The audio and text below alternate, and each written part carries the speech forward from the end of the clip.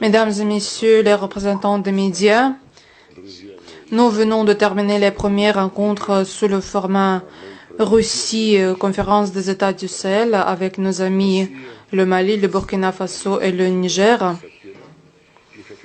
Je voudrais saluer encore une fois cordialement à Moscou mes collègues qui représentent cette association jeune, mais qui développe d'une manière dynamique. Cette association a été créée il y a un an.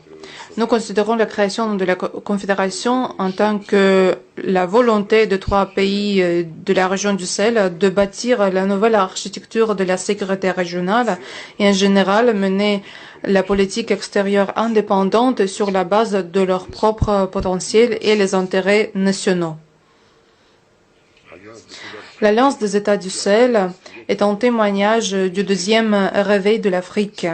Les aspirations des Africains de jouer un rôle actif, indépendant dans les affaires internationales et se débarrasser des restes de la dépendance coloniale. De ma part, j'ai souligné que nous allons soutenir le renforcement des positions du continent et aider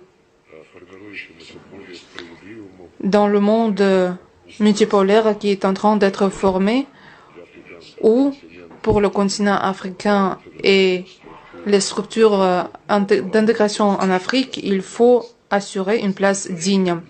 Nous avons constaté avec satisfaction la volonté mutuelle à renforcer notre partenariat qui se base sur la confiance et le respect mutuel et le profit mutuel. De ma part, j'ai constaté la volonté de la Russie d'aider la Confédération sur tous les 3 volets prioritaires de son activité, la défense et la sécurité, deuxièmement l'économie, et le troisièmement la diplomatie en tant que participation au processus international. La région du Sahara-Sahel fait face aux manifestations du terrorisme et nous avons souligné que les causes profondes de ce problème sont enracinées dans le passé colonial. Par exemple, à cause des métropoles, nous le savons bien, en Afrique, les frontières des États ont été définies sans tenir en compte les traits spécifiques locaux des populations qui habitent en certains territoires. Les métropoles ont divisé les peuples, les groupes ethniques, en les restant dans les États séparés. Et cela a impacté négativement le continent. Certains joueurs internationaux hors la région continuent les tentatives de déstabiliser la région. Parmi eux se trouve le régime de Kiev qui, avec la pleine connivence de ses sponsors occidentaux, soutient ouvertement les groupes terroristes dans cette région de l'Afrique. De ma part, j'ai souligner la volonté de Moscou d'augmenter le potentiel des forces unifiées des États du Sahel, augmenter leur capacité de combat, la capacité des forces armées nationales de chaque pays, former les cadres militaires et les employés des forces du maintien de l'ordre. Nous aidons aux pays de l'Alliance des États du Sahel dans d'autres domaines. Nous livrons de manière régulière les produits agricoles, les engrais, les vecteurs d'énergie et d'autres produits critiques. Nous sommes conscients de la signification de ces fournitures, premièrement, de l'alimentation pour le développement social et économique des États africains. Le volume de nos échanges commerciaux a augmenté de 10 fois, mais il ne faut pas nous arrêter ici puisque les chiffres restent assez modestes et ces chiffres ne correspondent pas à nos potentialités. Aujourd'hui, nous avons abordé cette question et nous sommes convenus afin de renforcer le fondement matériel de notre coopération, de prendre des mesures supplémentaires, des mesures concrètes qui sont en train d'être formulées pour mettre en œuvre des projets économiques prometteurs au niveau de relations bilatérales entre la Russie avec chaque pays et dans le contexte des relations entre la Russie et l'Alliance des États du Sahel compte tenu la formation de cette nouvelle association. Nous avons abordé les questions pertinentes de l'agenda global et régional. Nous sommes unis par l'attachement aux principes de base du droit international, comme la légalité souveraine des États, la non-ingérence dans les affaires intérieures, le respect du droit des peuples à définir indépendamment leur sort, les modèles du développement politique, social et économique, et bien sûr, nous sommes unis par le respect d'un autre principe des Nations Unies qui est lié au respect des droits de l'homme, indépendamment de la race, du sexe, de la langue et de la religion. Nous nous sommes prononcés contre la politisation de ce sujet, ce qui est aimé par nos collègues occidentaux au sein des Nations Unies en tâchant de politiser le travail de cette structure dans les cas où on doit assurer le respect des droits des peuples qui sont violés partout et récemment en Europe. Nous avons abordé les aspects liés à la sortie du Mali, du Burkina Faso et du Niger de la CEDEAO. Nous avons abordé les principes pour normaliser la coexistence de ces deux associations. La Russie est prête à aider à la normalisation du dialogue constructif entre ces associations. Si nos services sont nécessités, nous sommes ravis de vous aider. Nous sommes unis puisque le dialogue sur le format Russie-Alliance des États du Sahel donnera une nouvelle dynamique à la promotion de relations bilatérales et apportera une contribution à la normalisation des mécanismes de la coopération entre quatre parties, ce qui va favoriser la coopération dans le cadre du Forum de partenariat Russie-Afrique. Au niveau des ministres des Affaires étrangères, nous préparons vers la deuxième session de cet forum. Pour conclure, je tiens à dire que, selon mon ami Abdoulaye Diop, ce drapeau de l'Alliance des États du Sahel est démontré pour la première fois hors la région. Et ce drapeau, si vous le regardez, représente un drapeau avec un baobab.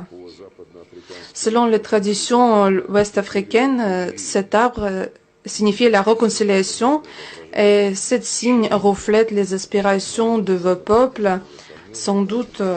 Et je tiens à souhaiter à vos peuples et en général à vos pays, premièrement, de la vie paisible, du bien-être, de la prospérité et du développement efficace de votre confédération. La confédération mérite déjà son autorité, la réputation positive et l'intérêt pour participer au travail de la confédération des États du Sahel est manifesté par d'autres États et je pense que le rôle de cette confédération dans la promotion des intérêts et des programmes nationaux sur le continent africain va se renforcer davantage et la Russie va aider avec plaisir à ces efforts.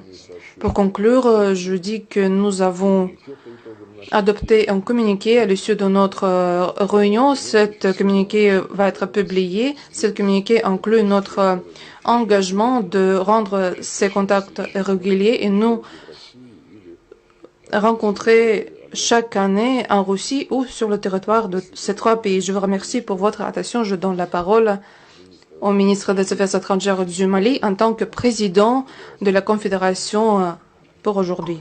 Merci. Merci beaucoup.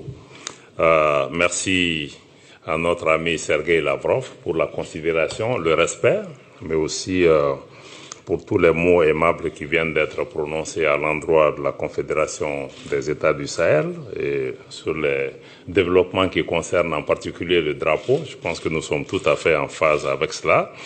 Je voudrais, au nom de mes collègues Yahou Sangaré, ministre des Affaires étrangères de la République du Niger, et aussi Karamogo Jean-Marie Traoré, ministre des Affaires étrangères de la République, du Burkina Faso,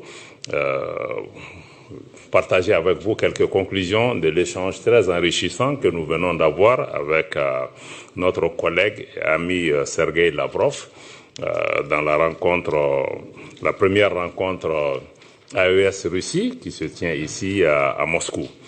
Je voudrais pouvoir décliner les conclusions de nos travaux en 4 points essentiels. Le premier point qu'il faut retenir, c'est que la Russie est un allié de la Confédération des États du Sahel, avec laquelle elle partage une vision commune dans un certain nombre de domaines. Donc il s'agit pour nous d'une première consultation politique avec un partenaire à l'extérieur de la Confédération des États du Sahel, ce qui signifie que nous partageons beaucoup de valeurs communes que vous avez déjà déclinées, et aussi que plus qu'un partenaire, la Russie est aujourd'hui un allié sincère, mais un allié constant qui a toujours été aux côtés de nos pays depuis leurs indépendances respectives. Mais aussi, notre présence aujourd'hui aussi à Moscou, c'est le témoignage du fait que la Russie a été le premier pays à reconnaître la Confédération des États du Sahel presque une semaine après sa création. Nous avons été aussi heureux d'accueillir dans notre région une visite de 3 pays par le vice-ministre russe des Affaires étrangères, qui a été aussi un moment extrêmement important d'engager un dialogue politique sur des questions de sécurité comme sur les questions de développement. Pour nos pays, son Excellence le président Traoré du Burkina Faso, comme le général d'armée Abdourahmane Tchani de la République du Niger, comme le général d'armée Assimi Goïta du Mali, en conjonction avec son Excellence le président Vladimir Poutine, mettent aujourd'hui l'intérêt de leur population au cœur de leurs actions. Et dans ce cadre, nous avons une convergence de vues, comme le ministre Lavrov l'a indiqué, sur toutes les grandes questions de sécurité, de paix et les questions politiques internationales, mais aussi nous avons une lecture commune de la lutte contre le terrorisme, l'insécurité dans notre espace, terrorisme qui est d'ailleurs soutenu par des sponsors étatiques étrangers, y compris des acteurs régionaux, des acteurs de notre espace qui continuent à servir de base arrière et à soutenir le terrorisme, ce qu'il faut combattre, y compris l'Ukraine, qui est à vos portes ici, que nous considérons comme un État terroriste tout simplement. Pour nous, avec la Russie, naturellement, nous mettons au cœur de notre action le respect de la souveraineté de nos pays, le respect de nos choix stratégiques, mais aussi la préservation des intérêts vitaux de nos populations. Nous travaillons avec la Russie dans le cadre du groupe des Amis de la Charte, parce que pour nous c'est important que l'action internationale, que les relations internationales ne soient pas bâties sur la force, mais sur le respect de la Charte des Nations Unies, mais pas dans le cadre d'une lecture étriquée que certains font de la Charte. L'AES et la Russie aussi s'opposent aux mesures de sanctions, à la politique des sanctions, en particulier les mesures unilatérales coercitives qui sont prises par certains États pour nous obliger à changer nos orientations et nos choix politiques. Nous nous y opposons. Nous nous opposons également avec la Russie à l'ingérence dans les affaires intérieures des pays. Et par-dessus tout, vu notre expérience, nous travaillons avec la Russie pour nous opposer à toutes les politiques néocoloniales, les politiques d'assujettissement et de domination, de contrôle de nos pays par d'anciennes puissances coloniales qui veulent maintenir leur emprise sur nos pays et nous empêcher de faire des choix politiques ou économiques au bénéfice de nos populations. Ça, c'est du point de vue du partage de la vision commune des valeurs et des principes. Le deuxième point de conclusion, c'est que nous avons échangé avec nos partenaires russes sur les avancées de la construction confédérale, de la mise en place de l'Alliance des États du Sahel, et des progrès considérables ont été menés en 8 mois de mise en place de cette confédération qui est bâtie sur 3 piliers, la défense et la sécurité, le pilier diplomatie et le pilier développement. Sur le pilier défense et sécurité, pour lequel la Russie est un partenaire stratégique important, aujourd'hui, nos unités travaillent dans le cadre d'opérations conjointes entre les trois pays qui donnent des résultats considérables sur le terrain, avec la neutralisation de beaucoup de groupes terroristes, dont certains se sont rendus aux autorités. Aujourd'hui, nous évoluons dans le cadre d'opérations militaires conjointes. L'objectif pour nous est d'arriver à mettre en place une force unifiée de la Confédération des États du Sahel pour mutualiser nos efforts dans le cadre de la lutte contre le terrorisme. Aujourd'hui, il y a un moment, nos pays ne contrôlaient pas tout leur espace territorial. Aujourd'hui, il y a des progrès considérables qui ont été faits et sur le plan militaire, la prise de Kidal, il y a 2 ans, dans le nord du Mali, a été une étape importante pour nous permettre de reprendre le contrôle de nos territoires et d'assurer la sécurité. Et sur le plan diplomatie, nos 3 pays travaillent ensemble dans le cadre de la Confédération des États du Sahel pour parler d'une seule voix. Moscou aujourd'hui nous en donne également l'opportunité. Nous souhaitons travailler pour accroître la reconnaissance de la Confédération des États du Sahel, tant au niveau bilatéral qu'au niveau multilatéral. Beaucoup de pays s'ouvrent progressivement à cette possibilité. Et nous nous coordonnons au plan international sur beaucoup de questions, y compris la question des droits de l'homme et beaucoup de questions politiques. Sur le plan du développement, nous travaillons à renforcer une intégration des peuples d'abord, entre nos populations, mais asseoir la libre circulation. Nous avons mis en circulation récemment un passeport AES pour nos 3 pays. Ensuite, une décision est prise pour la mise en circulation des cartes d'identité biométriques et aussi avoir un espace de visa qui sera aménagé, un visa commun à nos 3 pays. Nos pays travaillent aussi dans le cadre de projets structurants dans le domaine des infrastructures, de l'énergie et d'autres domaines. Nous travaillons à mettre en place dans les mois qui viennent une banque d'investissement, parce qu'il faut dégager des ressources nécessaires pour pouvoir nous-mêmes financer le développement de nos pays. Et récemment, nous avons mis en place un prélèvement confédéral qui permet de prélever 0,5% des importations pour pouvoir financer le fonctionnement de cette organisation, de cette confédération, mais aussi en même temps pouvoir financer la banque d'investissement, mais aussi financer les différents projets structurants dans notre souci d'avoir une organisation qui soit autonome, mais qui soit financée principalement par nos ressources, même si nous restons ouverts à différents partenariats sans qu'ils puissent prendre le contrôle de notre organisation. La Confédération, en termes d'avancée aussi, a mis en avant le renforcement de son identité visuelle. Je me réjouis du fait qu'aujourd'hui, nous ayons pour la première fois, comme le ministre Lavrov l'a indiqué, que le drapeau de l'AES soit monté en dehors de l'espace AES pour la première fois. C'est aujourd'hui ici, au niveau de la Confédération de Russie. Donc nous les remercions pour cela. Je crois que c'est un pas important. Nous avons aussi développé un logo qui est au centre de ce drapeau. Et aussi nous travaillons à mettre en place une télévision et une radio de l'AES, parce que nous sommes aussi dans un monde de guerre informationnelle où il est important que nous puissions avoir des modèles alternatifs pour pouvoir donner nous-mêmes l'information. Nous sommes disponibles pour travailler avec les partenaires russes aussi qui ont la même préoccupation. Désormais, l'AES est une réalité géostratégique qui a certainement bouleversé les équilibres pour des partenaires qui étaient dans des schémas de domination ou de néocolonisation.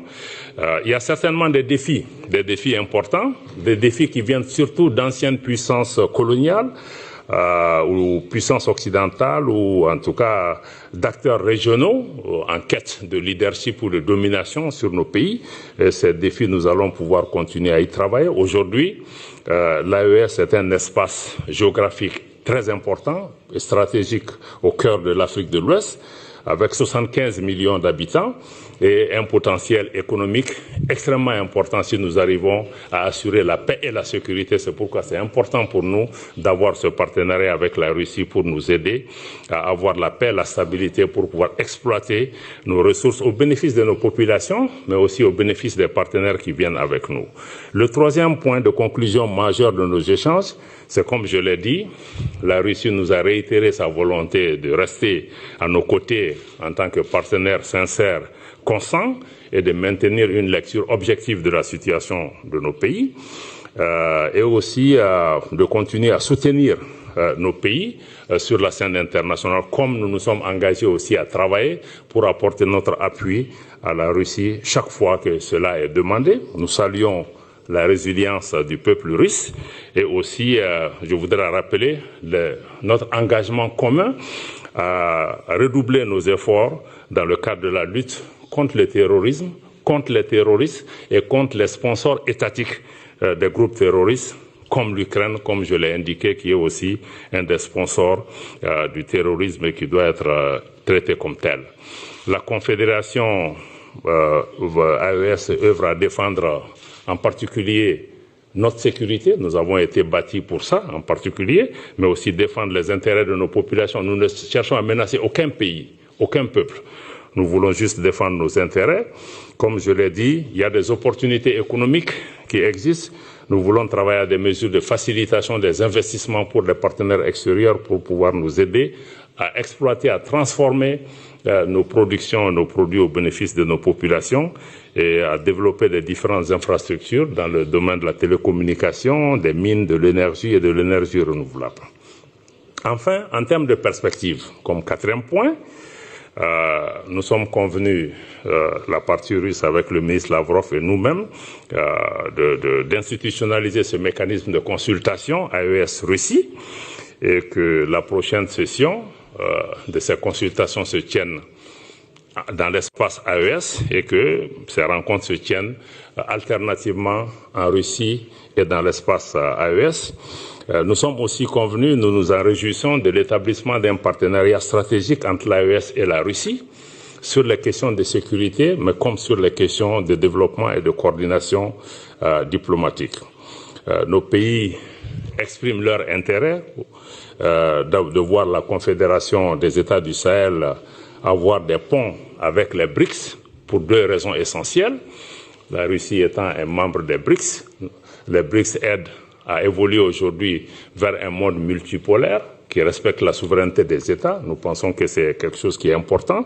Et nous comptons aussi sur nos amis russes et d'autres amis qui font partie des BRICS pour pouvoir nous accompagner dans ce domaine. Et le deuxième aussi intérêt pour les BRICS, c'est qu'ils offrent aussi un modèle de financement alternatif, comme la Banque des BRICS qui peut aussi aider dans l'évolution économique et le modèle économique que nous avons mis en place.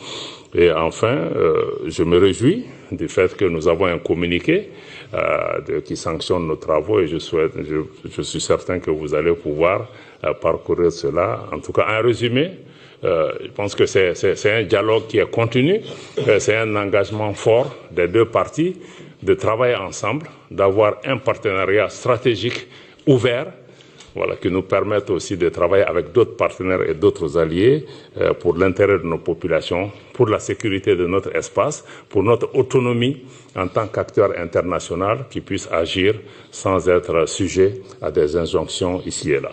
Voilà ce que je voulais dire, qui puisse contenir un peu les conclusions de nos travaux. Je ne sais pas c'est quoi là. Next step. Пожалуйста, офис радио и телевещания Мали. Et de télévision du Mali. Les ministres, moi c'est Brahma Traoré, journaliste de la télévision nationale du Mali. Ma question s'adresse au ministre Sergueï Lavrov. Vous venez de rencontrer vos homologues de la Confédération des États du Sahel. Une première rencontre. Est-ce qu'on peut savoir les principaux engagements pris à l'issue de cette première rencontre pour renforcer ces partenariats, ces nouveaux partenariats entre AES et la Fédération de Russie, notamment dans les domaines de la diplomatie, de la défense et du développement? Как я уже сказал, мы одобрили Comme коммюнике. j'ai déjà dit, nous avons approuvé le communiqué et très prochainement, il sera diffusé. L'attention est portée aux questions de la défense et de la sécurité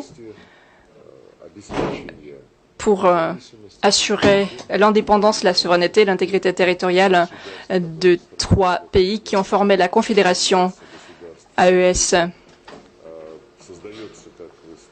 Comme vous avez déjà entendu parler aujourd'hui, il crée des forces unifiées de la Confédération AES et la Fédération de Russie a approuvé, confirmé aujourd'hui qu'à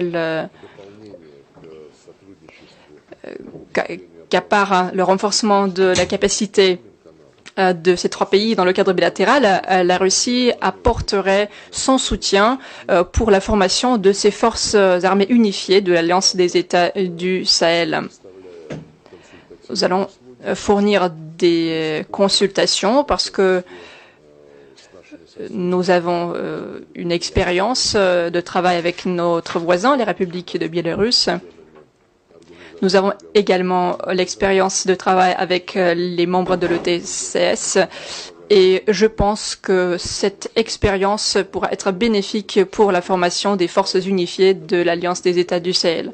Bien sûr, nous serons prêts à transmettre cette expérience en organisant une formation en continu et en utilisant les instructeurs russes qui travaillent déjà dans les pays qui sont présentés ici. Bien sûr, il s'agit de la livraison des articles à destination militaire. Bien sûr, c'est un pas important pour renforcer, pour établir ces forces unifiées dans ce format. Et nos spécialistes peuvent leur aider à développer un schéma d'approvisionnement de ces forces pour fournir des armes concrètes, le matériel militaire concret. Là-dessus, nous avons des accords tout à fait concrets suite à nos actions bilatérales. Il y a maintenant ce format quadripartite et qui va enrichir nos liens en matière militaire et technique. Quant à la diplomatie, nous avons confirmé l'affinité de nos positions sur les questions de la vie internationale. Nous coordonnons nos efforts, nos actions au sein de l'ONU. Les pays amis qui sont présentés ici soutiennent toutes nos initiatives et sont co-auteurs de nombreuses de ces initiatives dans le cadre du travail de l'Assemblée générale de l'ONU. Nous répondons de manière adéquate et nous soutenons leurs aspirations tout à fait justes, l'aspiration du Mali, du Burkina Faso et du Niger, qui veulent défendre les intérêts nationaux et qui aspirent à avoir le respect de leur indépendance, de leur autonomie.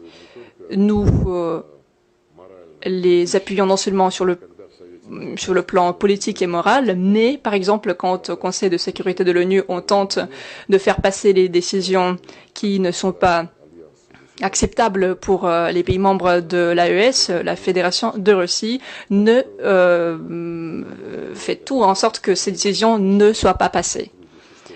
On peut parler beaucoup de notre coopération au sein de l'ONU, mais alors je vous assure et je tiens à dire que nous avons une solidarité lors des élections de différentes des différents organes de l'ONU et nous soutenons des candidatures que sont proposées par nos États respectifs. Plus en détail, pour vous en informer plus, vous pouvez lire le communiqué de presse. Je pense que c'est un communiqué très important, très utile, et il reflète notre volonté de travailler étroitement dans ce format. Merci. L'agence Sputnik, s'il vous plaît. Bonjour, monsieur le ministre. J'ai une question pour le ministre malien des Affaires étrangères, monsieur Abdoulaye Diop. Votre Excellence, récemment, les pays de l'AES ont l'un après l'autre tourné le dos à l'Organisation internationale de la francophonie.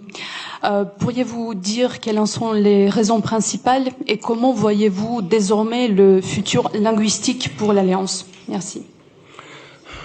Le futur linguistique de l'Alliance n'a aucun problème.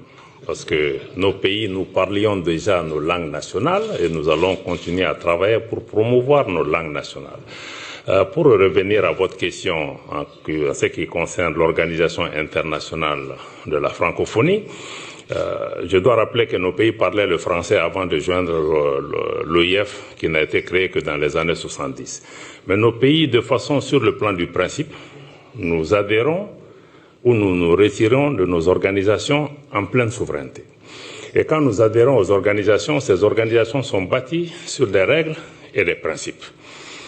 On ne peut pas être dans des organisations, d'abord, où ces organisations de plusieurs dizaines de membres, que ce soit un pays dominant qui contrôle cette organisation.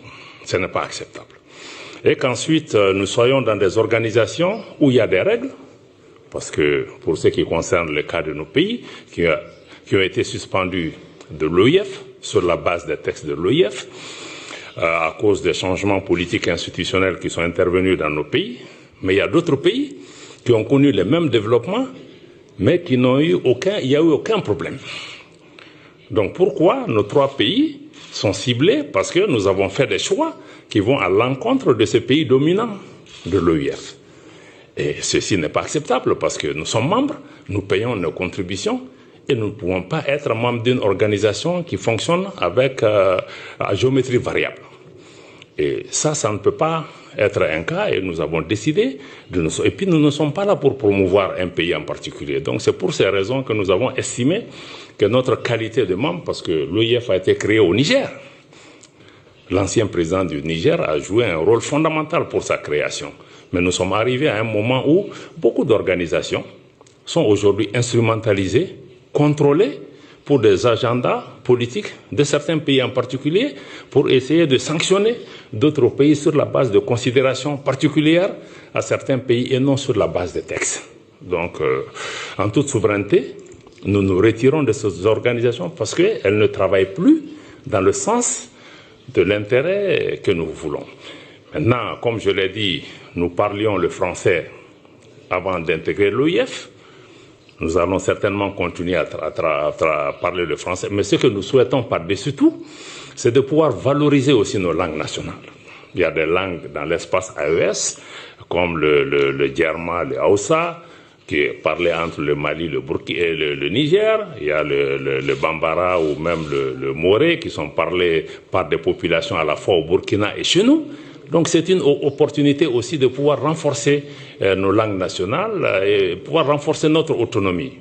Voilà, ce sont ces raisons qui nous ont conduits à nous retirer de cette organisation. Et nous le ferons pour toute organisation qui sort de son mandat et qui se met à jouer la politique pour un ou deux pays.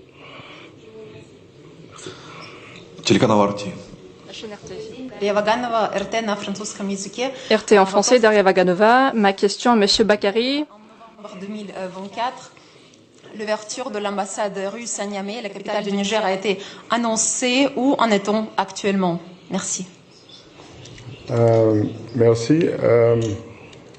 Effectivement, dans les années 70, nous avons été amenés à fermer notre ambassade à Moscou. À la fin, on s'est rendu compte que c'était une erreur. Qu'on ne peut pas ignorer un pays, ne pas être présent dans un pays comme la Russie. Notre carte diplomatique, elle est essentiellement fondée sur des principes. Celui du bon voisinage, c'est ce qui explique que la plupart de nos ambassades se trouvent, l'intégration africaine, la plupart de nos ambassades se trouvent en Afrique. Le bon voisinage, nous avons des ambassades dans tous les pays voisins. Et nous sommes le développement. Nous sommes présents dans 4 des 5 membres permanents du Conseil de sécurité. Donc, on s'est rendu compte que c'était une erreur, qu'il fallait corriger. La dynamique y était, mais avec les événements du 26 juillet 2023, où la Russie a apparu comme un partenaire stratégique. Elle était partenaire déjà du Niger. On avait déjà de la coopération avec la Russie, mais qui était une coopération très nuancée du fait que de certains dictats, les dictats de certains pays, avec l'avènement du CNSP au pouvoir, la Russie était le premier pays à répondre présent à nos côtés. Et par la suite, à cause des défis sécuritaires et des menaces dont le Niger fait face, ce pays est resté à manquer sa disponibilité à être à nos côtés.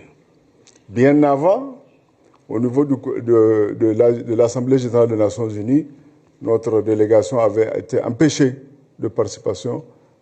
La Russie était parmi les tout premiers pays à nous apporter son soutien et à nous conseiller à faire du lobbying pour notre pays, pour que notre pays retrouve sa qualité de membre à part entière des Nations Unies.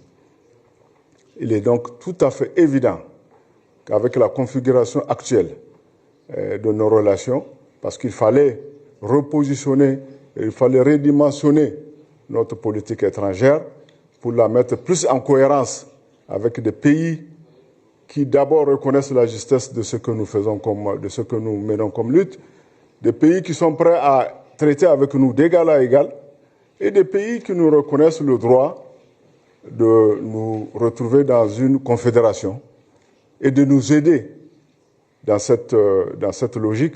Nous avons jugé nécessaire, plus que nécessaire d'ailleurs, d'ouvrir une ambassade ici. Et sur la base de la réciprocité, la Russie est en train de faire autant. Pour le Niger, c'est déjà effectif. Nous avons notre ambassadeur qui est déjà sur place. Nous avons le personnel diplomatique qui est sur place. Nous sommes dans la logique de l'accréditation d'un attaché de défense. Maintenant, au niveau de la Russie, c'est suffisamment avancé. L'autorisation y est. Dernièrement, l'ambassadeur de Russie au Mali, qui a pour juridiction le Niger, a effectué une mission au Niger. Il a visité des bâtiments. Il est dans la perspective de trouver des bâtiments qui vont abriter la chancellerie, la résidence et l'ensemble du régiment du personnel diplomatique. Et nous attendons d'un moment à un autre pour que la Russie nous propose un nouvel ambassadeur. Et je vous assure, nous l'attendons avec beaucoup d'impatience et ça sera fait dans les plus brefs délais. Merci. Radio et télévision Burkina Faso. Radio Burkina Faso, s'il vous plaît. Bonjour, je suis Mariama Tamboura, journaliste à la télévision nationale du Burkina Faso. Ma question s'adresse à mon ministre en charge des Affaires étrangères. Monsieur le ministre, après cette rencontre d'aujourd'hui, quelles seront les prochaines étapes au niveau de l'AES pour consolider ce qui a été dit aujourd'hui? Bien, merci. Je pense que les prochaines étapes transparaissent déjà à travers les différentes réponses pertinentes qui ont été données par leurs excellences les ministres des Affaires étrangères. Au niveau de l'AES, il s'agira de poursuivre la structuration à travers la consolidation des institutions nouvelles qui vont naître. Et ces institutions, c'est quoi? C'est la force unifiée. Ces institutions, c'est quoi? C'est la banque d'investissement. Ces institutions, c'est probablement les centrales d'achat. Donc, il s'agira pour nous de travailler à consolider la structuration de ces institutions. Et naturellement, dans le cadre des rapports entre la Confédération et la Fédération, on va dire, il s'agira de poursuivre. Aujourd'hui, nous avons validé l'institutionnalisation des consultations au niveau ministre des Affaires étrangères. Et je crois qu'avec les résultats probants que nous avons obtenus déjà, quand vous regardez les chiffres en matière de commerce, il s'agira de poursuivre et je crois que ça se consolide au fil des forats. La Russie est de plus en plus une destination privilégiée pour le secteur privé de la Confédération et vice-versa. Donc nous allons travailler à davantage créer un environnement qui va favoriser ce niveau-là, mais aussi dans tous les secteurs. Et je crois que c'est aussi l'opportunité ici pour encore saluer la disponibilité de la Russie à travailler avec ces nouvelles institutions naissantes, à savoir la Force unifiée et la Banque d'investissement. Merci. Спасибо.